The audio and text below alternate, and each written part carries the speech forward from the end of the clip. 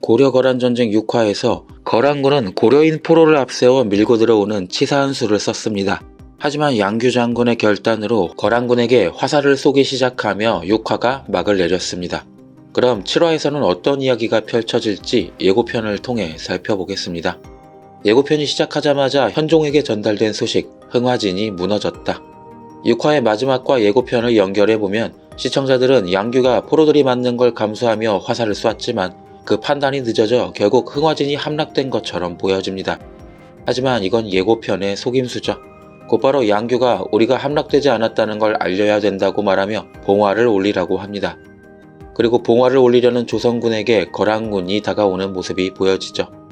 6화가 공성병기로 시작한 성을 지키는 싸움이었다면 7화는 거란의 정보 조작으로 인한 봉화대를 둘러싼 전투가 시작되는 것으로 보입니다. 40만의 대군을 이끌고도 흥화진을 함락시키지 못하자 고려의 황제 성종이 야율분노에게 분노했었죠. 황제의 분노에 결국 조선인 포로를 앞세운다는 도를 벗어난 전술을 쓰는 야율분노. 아무리 전쟁이라도 인간으로서 할 짓이 있고 아닌 게 있는데 야율분노는 도를 넘는 모습을 보여줍니다.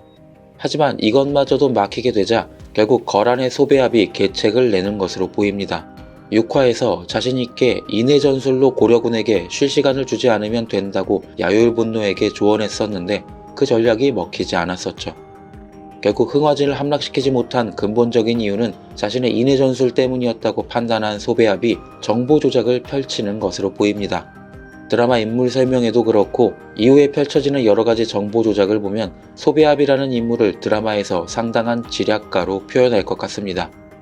그래서 흥화진이 함락됐다는 거짓 정보를 퍼뜨리고 개경에 있는 현종은 당황을 하게 되죠. 하지만 양규는 흥화진이 무너지지 않았다는 사실을 어떻게든 조정에 알리려고 합니다. 그래서 봉화를 올리려 하는데 봉화의 위치가 성 밖에 있고 거란군이 이걸 막으려 하니 결국 양규 장군은 성을 나가 거란군과 싸워야 했죠. 7화의 진짜 재미는 바로 이 봉화대를 둘러싼 전투가 아닐까 생각합니다. 양규 장군에게는 수성전에 이어 또 한 번의 위기가 이어지겠지만 믿고 있습니다. 양규 형, 절대 지지 않으리라는 걸. 그리고 예고편에서 강조가 등장해 거란군과의 전투 전 사기를 끌어올립니다. 즉 7화에서 정보 조작마저 실패한 소배합은 결국 흥화진 점령을 포기하는 것으로 보입니다. 그리고 성 밖에서도 거란군을 썰어버리는 양규의 전투력을 보고 뒤를 공격당할 게 두려워 상당한 병력으로 흥화진을 포위하고 나머지 대군을 이끌고 남하해 강조와 맞붙게 될 것으로 보입니다. 하지만 시간 관계상 강조와의 전투는 8화에서 펼쳐지겠죠.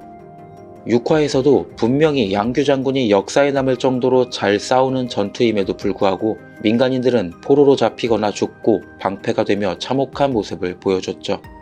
7화에서는 부디 그런 잔인한 장면보다는 양규 장군이 이기는 사이다 모습만 보여지기를 바랍니다. 일주일에 한 번 정도는 사이다가 있어야죠. 저는 또 7화 리뷰로 돌아오겠습니다. 구독과 좋아요 부탁드립니다. 감사합니다.